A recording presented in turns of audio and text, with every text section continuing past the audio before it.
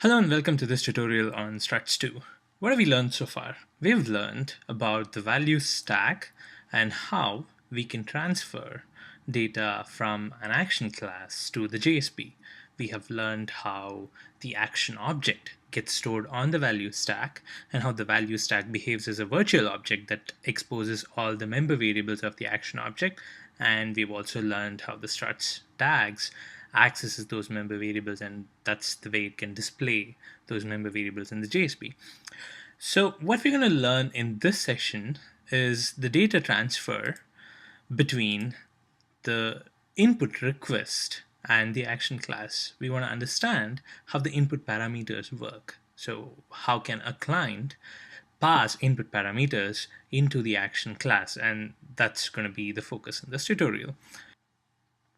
Now take a look at our application that we wrote in the previous few tutorials. We wrote a tutorial finder that has a tutorial action, and we have a get best tutorial. Let me open up the Struts XML.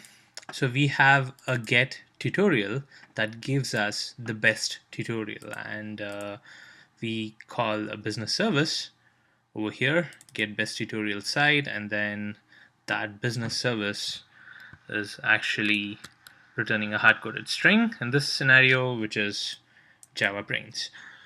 Now, here's the thing.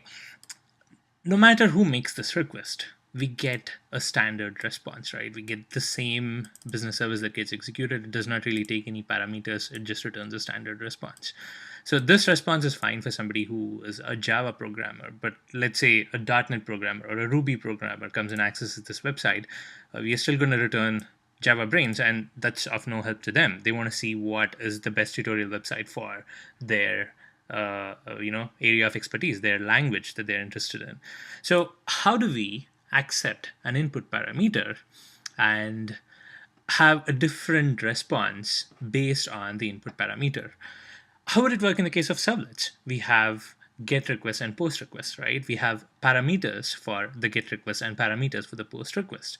That's how a parameter gets into a servlet method, and then we can tap into those parameters and act accordingly.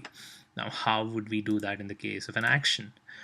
Notice here that the equivalent of a do get or a do post in the struts 2 world is this execute, right? We have the business service calls made over here. So this is where you write code to handle a request. Notice that this does not really take any parameters. So there has to be another way of transferring input parameters to the action class. This method specifically needs to have access to the input parameters that get executed, that get passed. So let me run this thing over here. I'll say run on server. Of course, this default URL does not work.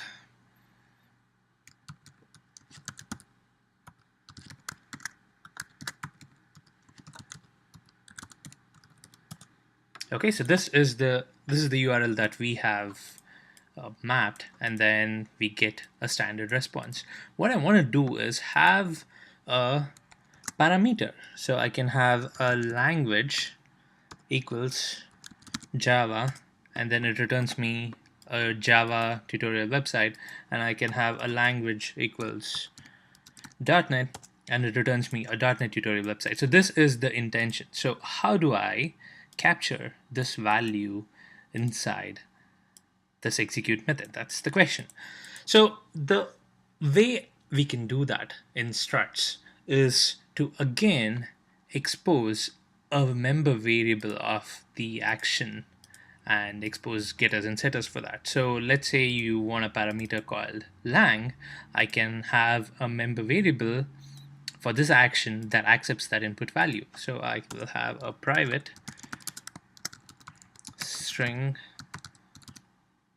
language, and I can generate getters and setters for language. Okay, so I have exposed this value over here. Now I need to find a way to pass that value, this value, into this language? Well, guess what? We don't really have to find a way because this is automatically done.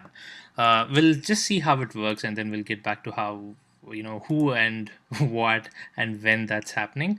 So I'll just change this to language so that the input parameter matches the member variable, and guess what? It automatically gets the value. We can test that out by just doing a sys out over here.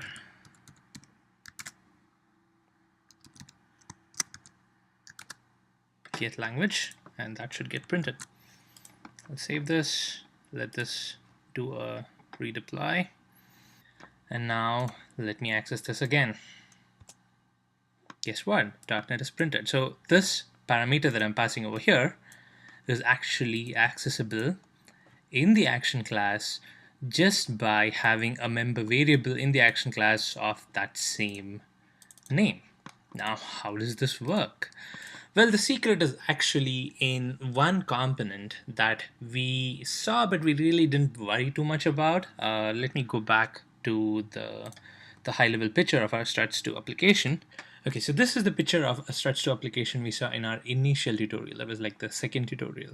So in this picture, we have seen the Struts XML. We have seen the action classes, the business servers, the JSP, and the tags, but we haven't really talked about the interceptors.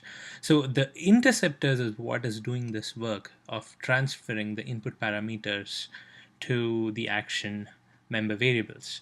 And the way it does it is very similar to how the tag libraries accessed the member variables in the action, which was through the value stack.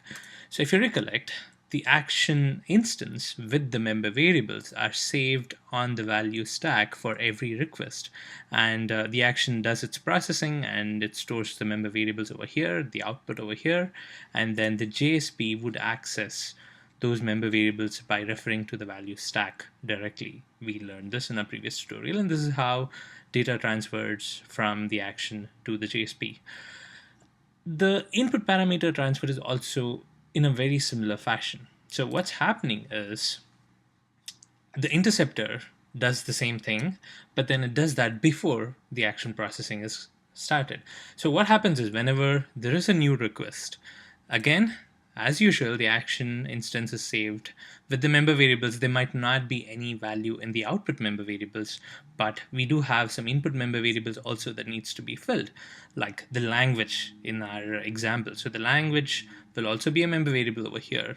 Now what happens is the interceptors will save the input language. We added an input of .NET or Java or whatever it is, so that value gets saved to the language member variable over here, and then the action does its processing. It accesses this value, does the processing, gets the output, and then saves it into the output member variables, and then the JSP accesses those output values and then prints it to the output. So I hope this flow is clear now. So if we head back to our application, so here, whatever input value we enter will be picked up by the interceptor. And since we have an instance of the action in the value stack, it's going to set that value to the member variable of this action. So it's going to write to the instance in the value stack, and then this will end up having that value.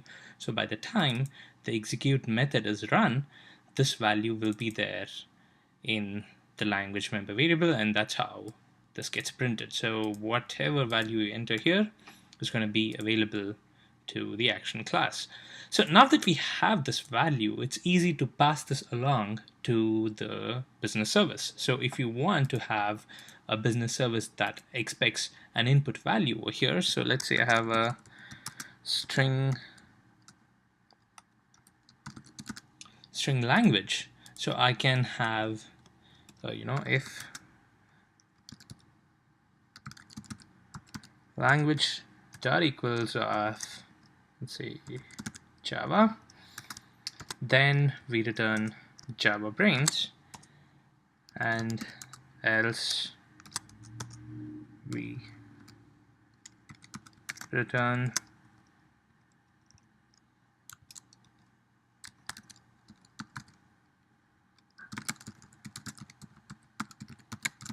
language not supported yet, because I don't really know any other tutorial websites for .NET at this point of time. So let me just close this over here. Okay, so now we have a business service that listens to the input value and then returns a value accordingly. So you could have complicated processing here that, checks the database, does searches, whatever you want, because you have this input value. Let me save this and pass on that value over here to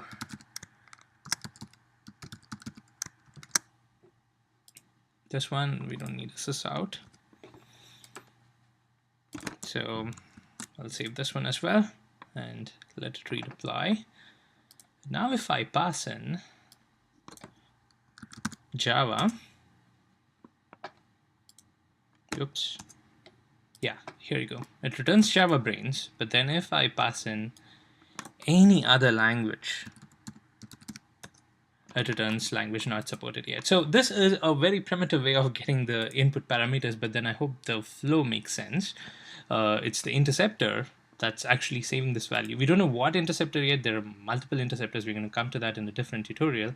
But what you need to understand is, in order to pass the value, all you need to do is expose a member variable, getters and setters, and then have the same name as the parameter that you intend to capture, and this happens automatically. You don't have to, you don't have to get the value itself. This, you can expect that the value will be saved to your member variable, and you can just pick that up like I'm doing here and do whatever processing you want. So we're going to look at a few more ways to access input parameters in the subsequent tutorials, but I hope the way the value stack is handy both for input as well as for output. I hope that concept is clear. So see you in the next tutorial.